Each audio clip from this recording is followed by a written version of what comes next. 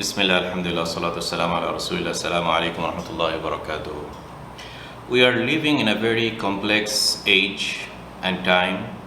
We started 2025 with the election of Donald Trump, version 2, and he is coming with a huge force of technology gurus. And if long time back we had the masters of universe, or those who were the owners of the capitalism and the corporate and so on, I think the new masters of the universe are those who were holding the prime position at the inaugural speech of Trump. And we saw all those CEOs, Elon Musk, Jeff Bezos, the guy, the head of Google, and Zuckerberg, and so forth. And that really brings lots of red signals to the whole mankind, not only to the America, but the whole mankind, because now they are going forcefully with 500 billion investment in the AI technology and so forth. So I think in a series of discussions today and in subsequent discussion, I really wanted to bring the topic of this technology and the dark side of the technology. And as the Quran gives us guidelines on everything until the day of judgment, any problem the mankind is facing, Quran has keys to pinpoint the root cause of the problem and the keys to the solution. And one might say that in the age of computer, AI, technology, how can you bring Quran that was 1400 years back book into the discussion? There is no relevance, this is just a historical book, and so on. And that's the very thing that I wanted really to highlight here, because there are much more competent people than me who can talk about the technology side. So I'm not here to explain to you the technology. I assume you already know what is AI, what is generative AI, what is the technology, what is internet, and we are all living it. Not only us, but our kids are living it. Everybody knows about it and its effect. So I will try to highlight here more that how you can make, in this age of technology, how you can make the Quran a very relevant text that gives us guidelines, do's, don'ts, root cause, and so forth. And when I say the Quran, it goes without saying the hadith and the huge corpus of literature we have surrounding the Quran. So that's my intention here. I think when we are now talking about AI, internet, one of the important things we are talking about is the knowledge and the information, and how we are getting them, obtaining them, consuming this information. And I think this is the part where these Silicon Valley gurus, now aided by Trump, so we have the technology, the owners of the technology, those CEOs, we have the political power, Trump. So this has made kind of a confluence of various ingredients and made it a very dangerous thing, that if we are not guided by the Quran, the whole mankind is going another route of collapse. We came out of one route of collapse. I think there is now a little bit of check, which is the Biden approach, when there was LGBTQ and all this kind of playing with the definition of human beings. And okay, so that part is now a little bit under pause, let us say, but we are now opening another part from the Trump side. So that's the liberal side now from the Trump side, where it has some embedded problems related to the mentality of the Trump, in terms of he is backed by right-wing extremism, white supremacism, American exceptionalism, and now the corporate capitalism with the rich getting richer, and now some kind of a godfather, the Aldous Huxley's Brave New World, where there is the control over the population from a godfather-like character like the Trump. So all these things, I think we really need to take it seriously. It's no more fun or entertainment. It's far darker side than that. And if you wanted to know the dark side of the technology, go watch some of the dystopian pictures that the British TV series Black Mirror has shown in various episodes. And also Aldous Huxley's Brave New World. And that is, I think Aldous Huxley's Brave New World is much more relevant to our time today than Orwell's 1984. Because now with this AI and ubiquitous use of smartphones at the hand of the masses, they have a smartphone connected to the internet, and within that smartphone there are those apps that are able to addict you into a way of consuming information and entertainment. And those algorithms are being adjusted, their parameters, from someone sitting and deciding in Silicon Valley. So if you just understand this context, you would know how close we are to the Brave New World of Aldous Huxley. Because the world of Orwell was a world where they wanted to suppress information from you, right? So Big Brother is control on everything, and he wants to suppress the information so that it doesn't reach you. The world of Huxley is drowning you with unnecessary information, so you just get out of irrelevance. There is no relevance of the information. You have the feed coming to your TikTok or Instagram, a small short 1 minute reel, okay, just injects you some kind of a dopamine of love or awe or animal or some filthy stuff. Then you just scroll and go to the next short. You consume as if these are just doses of drug that is just after 2 hours, 3 hours, you feel like fatigued, and then so you see this type of addiction, information without any context, information that has no relevance to you, to me, whether it's news or non-news or celebrity items. And it has created in us really a very unhealthy way of dealing with the knowledge. And this is the first part I really wanted to highlight here. By the way, there is this great author. I like his analysis and books very much. Although he didn't live to see the age of AI and internet to the full, but I think he grabbed enough of these bad sides of technology. And I'm referring to Neil Postman, the professor in New York University. And in 1985, he published perhaps his first book and most popular one, Amusing Ourselves to Death, Public Discourse in the Age of Show Business. So the age of show business and the amusement and the entertainment, it was done by TV, and now multiplied by 10 folds, now it is done by internet. Okay, so at the time of the TV, he published his book and he has shown all these ill effects. So this is one book.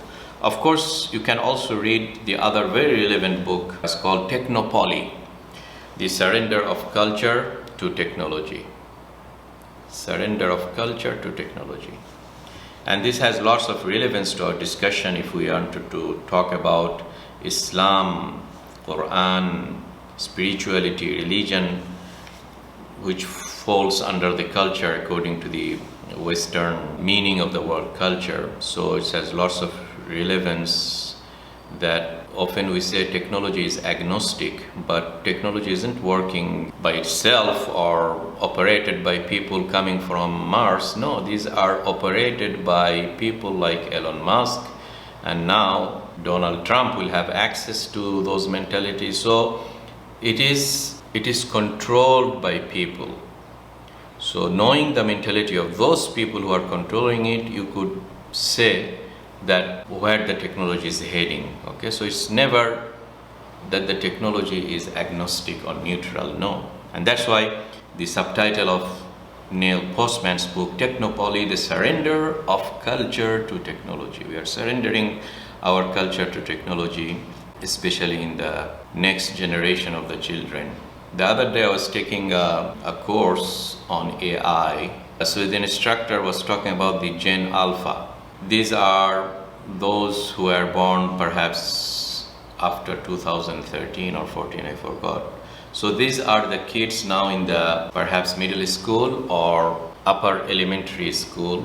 And if you just have seen their, or even the kids, the smaller kids, Gen Alpha, the instructor was saying that this Gen Alpha, they are characterized that their attention span is something like 5 seconds.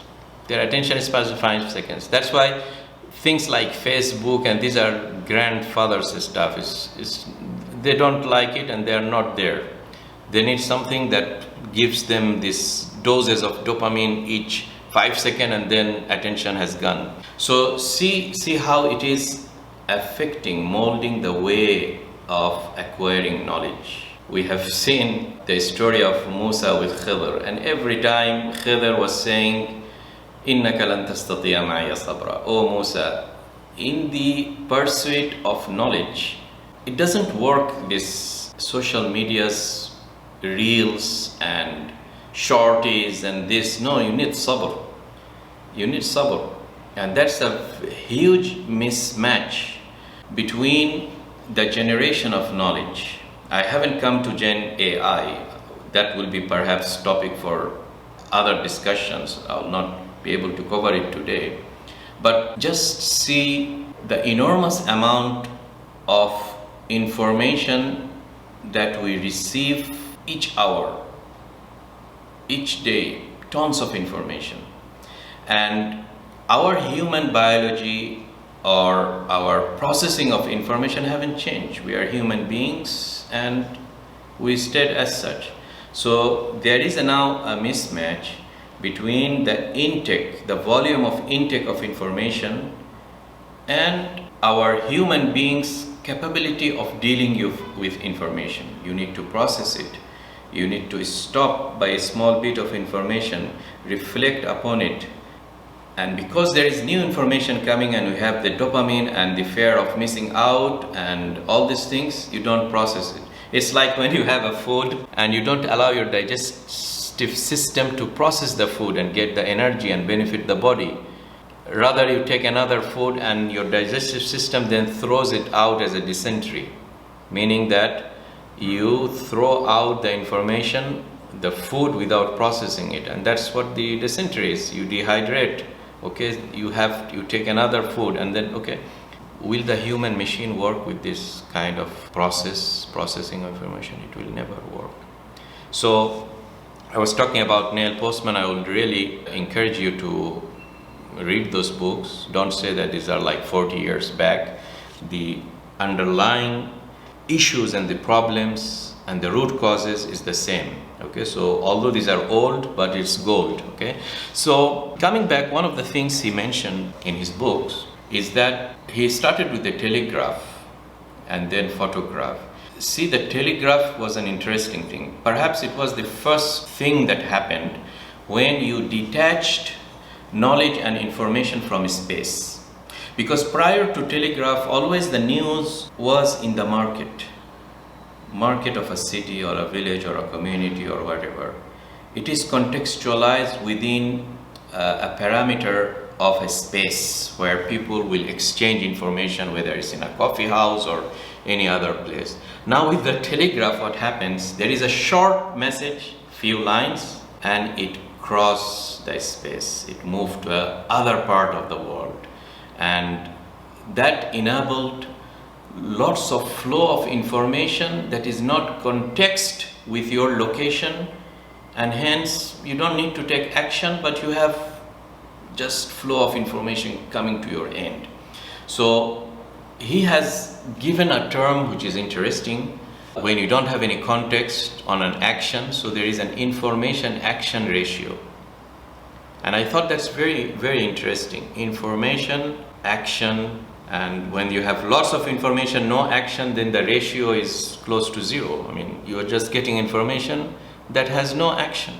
So the natural thing would be that when you have information, you only take care of the information, or you open up your input system, whether it's through ear, through eyes, through air, through whatever is the intake of information. You only open those resources up to a knowledge that you think it was gonna benefit me, and hence the action. And that's why you'll appreciate whenever in the Quran, so many times you hear the expression Ya ayyuhal ladina amanu, or inna alladhina amanu wa amilus salihat. How many times you have this term amanu followed by amilus salihat? What does it mean? If we consider amanu is the part of information and knowledge, amanu billah malaikati kutubihi rusuli, so we have information. You get this information.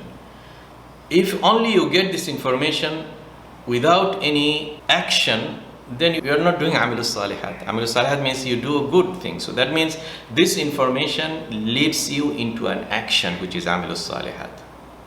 But today's social media, just information. A celebrity did whatever in which places, or another one opening up his camera and just cooking or eating. Let me tell you something very funny here.